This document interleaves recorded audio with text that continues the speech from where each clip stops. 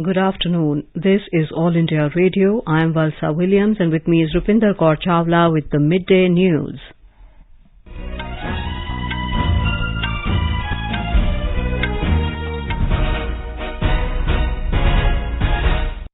The headlines. Janata Dal United snaps ties with BJP in Bihar, paving the way for the formation of a new government with the support of RJD and Congress.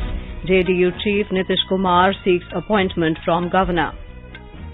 Maharashtra Governor Bhagat Singh Koshyari administers oath of office to new cabinet of Shiv Sena BJP government in the state. 18 ministers, 9 each from both parties, inducted in the cabinet.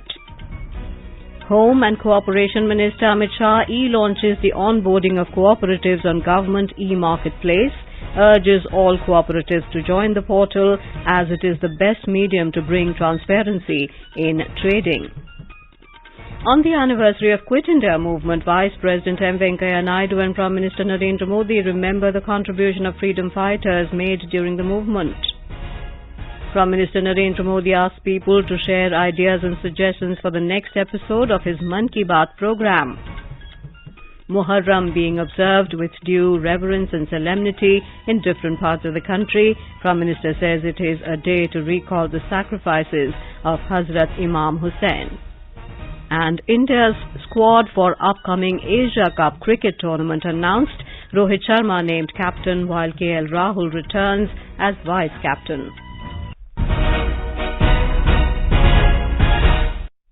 In Bihar, Janata Dal United snapped its ties with the BJP, paving the way for the formation of a new government with the support of RJD and Congress. The RJD and Congress have submitted letter of support to Nitish Kumar to form the government. The decision to part ways with BJP was taken at the JDU Legislators Party meeting, which was chaired by Chief Minister Nitish Kumar this morning. Mr. Kumar has sought appointment from Governor Phagu Chauhan. Earlier, the Congress and left parties submitted the letter of support to senior RJD leader Tejasvi Prasad Yadav to form Grand Alliance government. The JDU and RJD had called for legislators meeting this morning to chalk out the strategy to resolve the situation arising in the wake of former JDU National President RCP Singh's resignation from the party. The Jitan Ram Manjhi-led Hindustani Awam Morcha will also hold a meeting of party legislators today to decide the political strategy. In the 243-member Bihar Assembly, number of MLAs of RJD is 79 and that of BJP is 77. JDU has 45, Congress has 19, left parties have 16, while Hindustani Awam Morcha has 4 members. In Maharashtra, Governor Bhagat Singh Koshyari today administered the oath of office and secrecy to 18 MLAs as ministers in the state cabinet. Chief Minister Eknath Shinde, Deputy Chief Minister Devendra Fadnavis and Leader of Opposition Ajit Pawar were present on the occasion. Our correspondent reports that 9 ministers from each Shiv Sena and BJP have been inducted in the cabinet.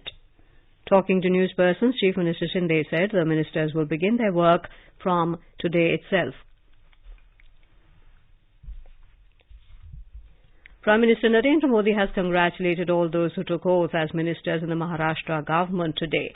In a tweet, Mr. Modi said this team is a great blend of administrative experience and a passion to deliver good governance. He extended best wishes to them for serving the people of the state. Cooperation Minister Amit Shah today e-launched the onboarding of cooperatives on the government e-marketplace GEM portal in New Delhi. 589 cooperatives have been shortlisted as eligible for onboarding. Speaking on the occasion, Mr. Shah said, today is a landmark day for the cooperative sector.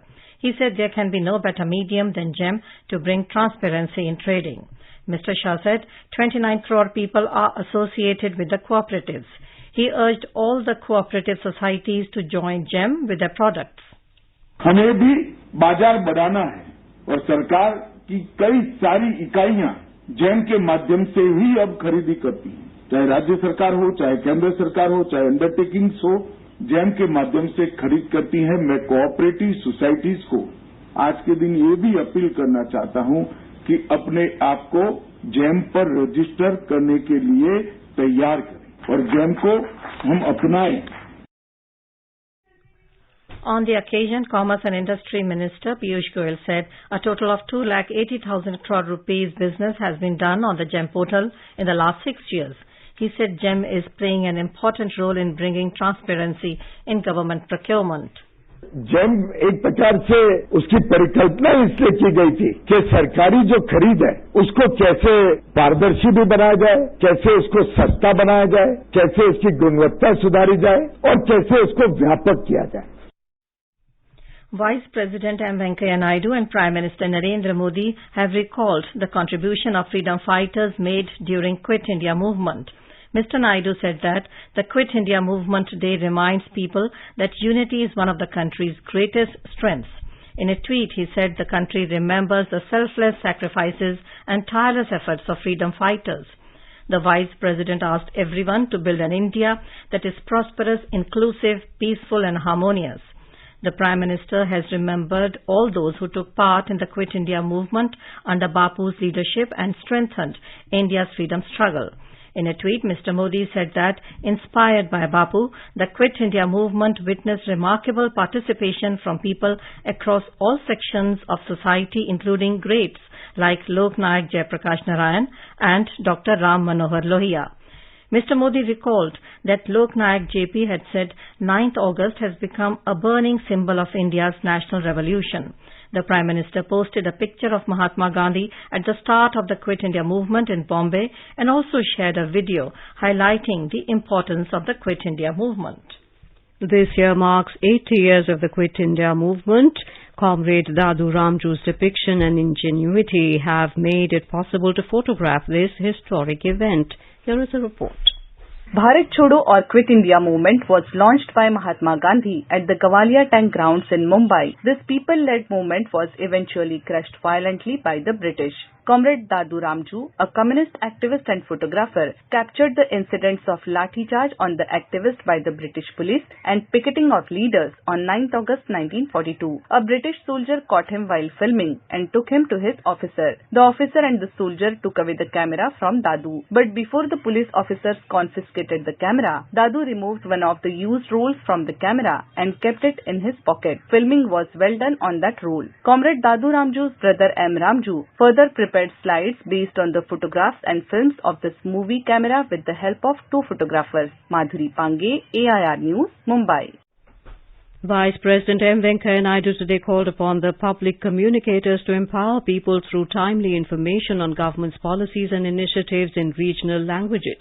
Mr. Naidu said if one informs people about various schemes in simple and clear language, they understand their entitlements and government processes in a better way, and this results in transparency. He stated this while interacting with Indian Information Service officers of the 2018 and 19 batches in New Delhi. The Vice President said the success of reforms depend on involvement of the people, and Information Service plays a key role in bringing people together as partners in the developmental journey of the country. Mr. Naidu added that communication bridges divide between people and the government, and the role of IIS is crucial for a citizen-centric democratic government. Emphasizing that the communication has to be two-way, the Vice President said the government should also be apprised of the wishes of the people. He said, with the information and communications technology revolution, the social media has made people more aware of surroundings. However, it is coming with the cost of spread of fake news. He added that combating the misinformation is the key to efficient policy implementation and asked the Information Service officers to focus on combating fake news. He underlined that news and views should never be combined. The Vice President stressed that the media should be neutral. You are listening to the Midday News on All India Radio. A reminder of the headlines before we move on. Janata Dal United snaps ties with BJP in Bihar, paving the way for formation of new government with the support of RJD and Congress. JDU Chief Nitish Kumar seeks appointment from Governor. Maharashtra Governor Bhagat Singh Koshyari administers oath of office to new cabinet of Shiv Sena BJP government in the state. 18 ministers, 9 each from both parties inducted in the cabinet. Home and Cooperation Minister Amit Shah launches the onboarding of cooperatives on Government e-Marketplace, urges all cooperatives to join the portal as it is the best medium to bring transparency in trading. On the anniversary of Quit India movement, Vice President M. Venkaiah Naidu and Prime Minister Narendra Modi remember the contribution of freedom fighters made during the movement. Prime Minister Narendra Modi asks people to share ideas and suggestions for the next episode of his Mann Ki Baat program. Muharram being observed with due reverence and solemnity in different parts of the country. Prime Minister says it is a day to recall the sacrifices of Hazrat Imam Hussain. And India's squad for upcoming Asia Cup cricket tournament announced. Rohit Sharma named captain, while KL Rahul returns as vice captain. For quick news updates round the clock, follow us on our Twitter handle @AIR News Alerts. अगर आप कर रहे हैं competitions की तैयारी तो फिर आपके लिए है ऑल इंडिया रेडियो का कार्यक्रम अभ्यास। आपके भेजे प्रश्न हम व्हाट्सएप नंबर 9289094044 पर या abhyas.airnews@gmail.com पर रिसीव करते हैं और उसके उत्तर हमारे एक्सपर्ट सैटरडे रात 9:30 बजे देते हैं। इस बार का विषय है साइकोलॉजी और आपके सवाल का हम करेंगे इंतजार 10 अगस्त तक। आपका अभ्यास हमारा प्रयास।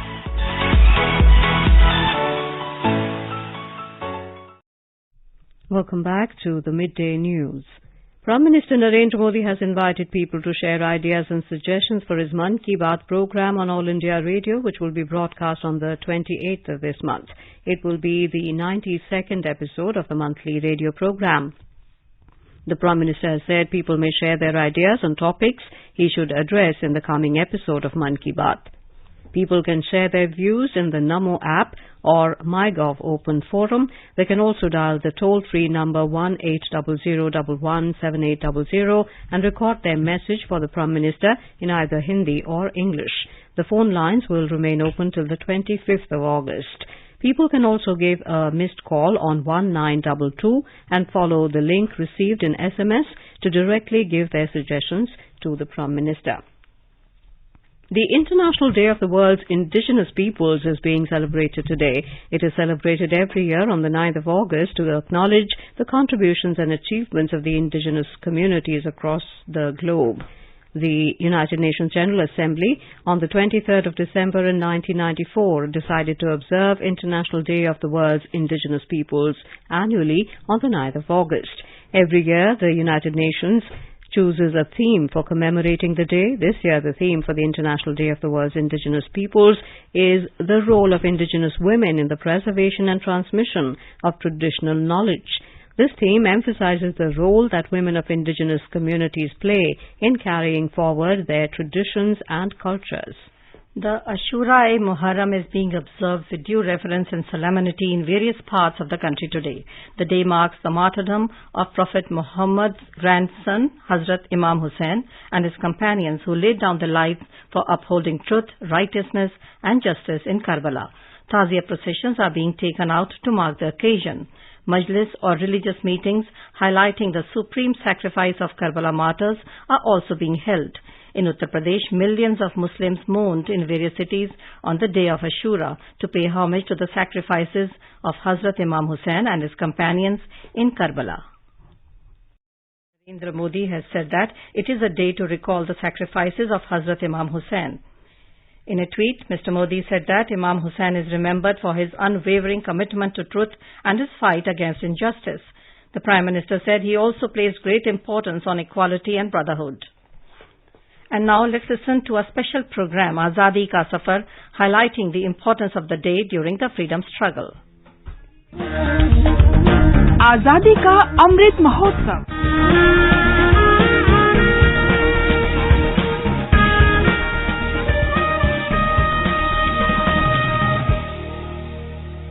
Azadi Ka Safar with AIR News. Birth of a nation. India's glorious freedom struggle is one of the greatest struggles the modern world has ever witnessed. AIR News brings you a glimpse of the struggle every day.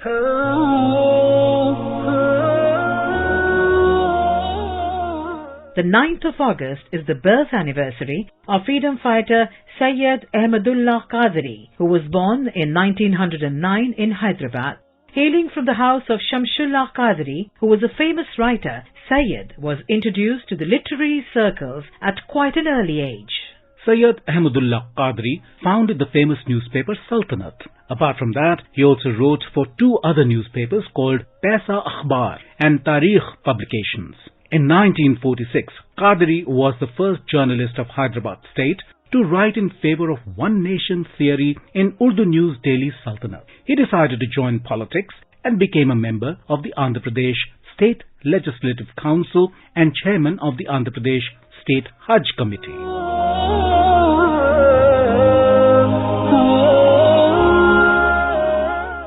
Holding numerous pivotal positions throughout his life, Qadri decided to enter into the field of education. Appointed as the president of Lutfudollah Oriental Research Institute, he made sure to contribute richly to the life of his students. Sayyid Ahmadullah Qadri was awarded the Padma Shri by the Government of India in 1966. The noble soul breathed his last on the 5th of October 1985. We salute the great nationalist.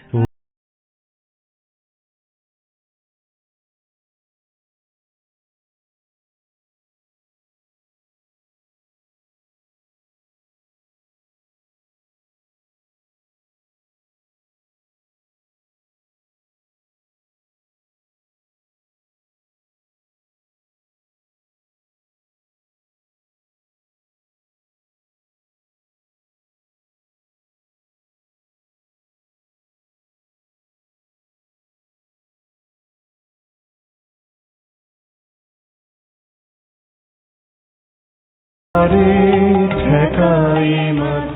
was arrested again in Calcutta in 1914 due to his active participation in revolutionary activities and was sent to Andaman for the Borishal case. Trilokanath came back to Kolkata on the expiry of his sentence. There, he took charge of the National School. He was arrested again in 1927 and was sent to a prison in Burma, where he remained for 1 year. After being released from the jail, he joined the Hindustan Republican Army. He participated in the Lahore Congress session of 1929. He was in jail again for 8 years, from 1930 to 1938. After his release, he participated in the Quit India movement and was imprisoned in 1942. However, he was released from jail in 1946.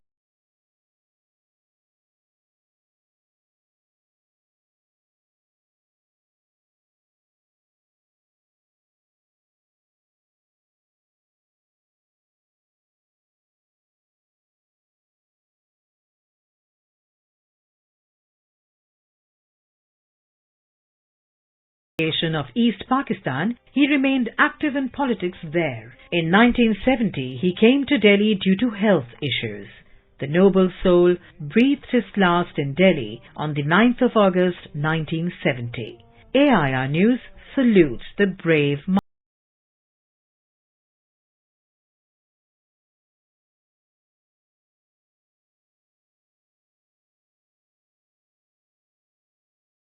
We remember freedom fighter Kamla Prasad Vishwakarma. He was a resident of Azamgarh, Uttar Pradesh. He took part in the Quit India movement at an age of only 9 years. He received bullet wounds in the police firing, but later he was arrested and sentenced to 6 months of rigorous imprisonment. Kamla Prasad Vishwakarma died in detention on the 9th of August 1942 on account of severe torture by the jail authorities. AIR News salutes the brave son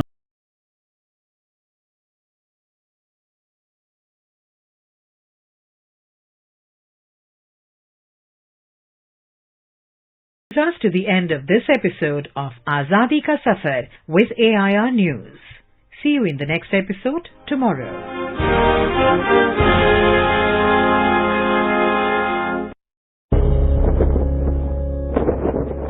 अब हर घर की छत पर शान से फहरेगा तिरंगा, गुनगुनाए जाएंगे नव विकास के गीत, आन बान शान का प्रतीक राष्ट्रध्वज तिरंगा।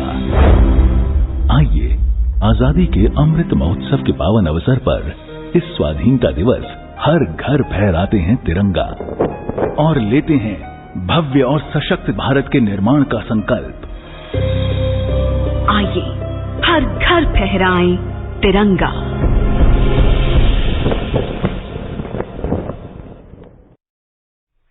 Doordarshan will telecast the serial Swaraj Bharat Ke Swatantrata Sangram Ki Samagra Gatha from the 14th of this month. The 75-episode serial will be telecast at 9 p.m. every Sunday. The serial will highlight the contribution of the freedom fighters and unsung heroes of the freedom struggle. The serial is also being dubbed in 9 regional languages and in English. The regional version of the serial will be telecast from the 20th of this month on regional channels of Doordarshan. The serial will also be broadcast on All India Radio from the 20th of this month at 11 a.m. every Saturday. The Delhi police has said that over 10,000 police personnel will be deployed in the national capital to ensure foolproof security arrangements on Independence Day. Prime Minister Narendra Modi will address the nation from the ramparts of the historic Red Fort on the 15th of August. Addressing a press conference, Special Commissioner of Police, Law and Order, Deependra Pathak said elaborate security arrangements have been made for Independence Day, and this year special focus will be on containing any aerial objects.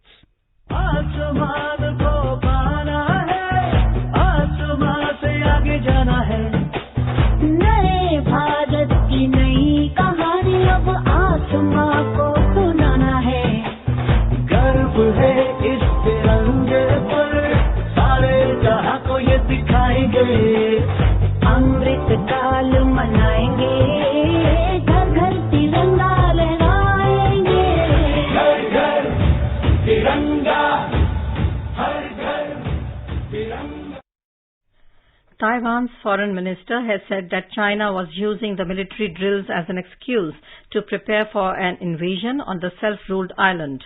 The drill was launched in protest against U.S. House Speaker Nancy Pelosi's visit as an excuse. Taiwan today said that China is conducting large-scale military exercises, missile launches and cyber attacks, a disinformation campaign and economic coercion in an attempt to weaken public morale in the country. Polling is underway for the presidential election in Kenya. The contest is between 55-year-old William Ruto, currently the country's vice president, and Raila Odinga, a 77-year-old political veteran bidding for post. Both are claiming to transform the corruption-ridden political system of the country. More than 22 million Kenyans have registered to vote, and they will be casting at least 6 ballots. The Board of Control for Cricket in India has announced India's squad for the upcoming Asia Cup tournament to be played in the UAE from the 27th of this month. Rohit Sharma will lead the team while former captain Virat Kohli is back in the 15-member squad after a break. Premier paceman Jasprit Bumrah has been ruled out of the tournament due to an injury. KL Rahul returned to the Indian squad as vice-captain after recovering from injury and COVID-19. Rishabh Pant and Dinesh Karthik are the 2 wicket-keeping options in the team. 3 specialist spinners are part of the squad, which includes Ravichandran Ashwin, Yuzvendra Chahal, Ravi Bishnoi. Hardik Pandya and Ravindra Jadeja are the 2 all-rounders. Deepak Hooda, Suryakumar Yadav are the 2 batting options. The Asia Cup cricket tournament will take place from the 27th of August to the 11th of September. The 15th edition of the tournament will be played in the UAE between 6 teams, while the last edition of the tournament was held in an ODI format. This edition will feature the T20 format. The 6 teams are divided into 2 groups, with India, Pakistan and a qualifying team in Group A, and Sri Lanka, Bangladesh and Afghanistan forming Group B. Each team plays the other once in the group stage, with the top 2 teams from each group advancing to the Super 4 round. The top 2 teams from Super 4 will qualify for the final. The Commonwealth Games 2022 came to an end last night, with India finishing 4th in the overall medals tally. India secured a total of 61 medals, including 22 gold, 16 silver and 23 bronze. More than 5,000 athletes from 72 nations and territories competed in the 11-day event. At the closing ceremony, the Indian contingent was led by boxer Nikhat Zareen and table tennis player Achant Sharat Kamal with the Indian flag. Wrestling topped the medal chart with 12 medals, including 6 gold. Australia topped the final standings with 178 medals, including 67 gold, followed by host England with 175 medals, including 56 gold. Canada stood third with 92 medals, including 26 gold medals. Afghan Taliban's security forces and Pakistani military have clashed on Durand Line in the Dangam district of eastern Kunar province on Sunday. According to Afghanistan media outlets, the clashes took place on Sunday and continued until late night. The report said that both sides used light as well as heavy weapons. Quoting Taliban official, media said that the attempt by Pakistani soldiers to build military facilities on the side of the Durand Line is what sparked the clashes. It said after the clash, Pakistani forces fired mortar shells in the Dangam area. According to the Taliban's head of Information and Culture Department in Kunar province, Najibullah Hanif, there were no casualties and the situation is now resolved. The ties between Taliban-led Afghanistan and Pakistan have been exacerbated by recent border tensions. Last month, reports emerged from border standoff in Baluchistan and Nimroz provinces between the two countries. Now let us take a look at the weather update for the day. The weather in the national capital Delhi is expected to be partly cloudy. Minimum temperature was 28 degrees Celsius, while the maximum is expected to be around 36 degrees. Mumbai is likely to have generally cloudy sky with heavy rain. Temperature will hover between 23 and 27 degrees Celsius. Kolkata is expected to have a generally cloudy sky with 1 or 2 spells of rain or thunder showers. The maximum temperature is expected to be nearly 32 degrees.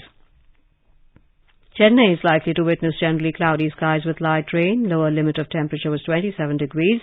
The upper limit likely to be around 33 degrees. Srinagar is expected to have mainly clear sky, becoming partly cloudy towards evening or night. The minimum temperature was 20 degrees Celsius and a maximum is expected of 31 degrees. Jammu and Muzaffarabad are likely to have partly cloudy skies, while Gilgit will have generally cloudy sky. Leh will have generally cloudy skies with the possibility of rain, thunderstorms or dust storms. In the south, Hyderabad, Thiruvananthapuram and Bengaluru will have a generally cloudy sky with a few spells of rain or thunder showers. In the northeast, Guwahati, Aizawl, Shillong and Gangtok will have generally cloudy skies with 1 or 2 spells of rain or thunder showers. Imphal and Itanagar will have partly cloudy skies with 1 or 2 spells of rain or thunder showers. And now, before we end the bulletin, the headlines once again. Janata Dal United snaps ties with BJP in Bihar, paving the way for formation of a new government with the support of RJD and Congress. JDU Chief Nitish Kumar seeks appointment from Governor. Maharashtra Governor Bhagat Singh Koshyari administers oath of office to new cabinet of Shiv Sena BJP government in the state. 18 ministers, 9 each from both parties, inducted in the cabinet.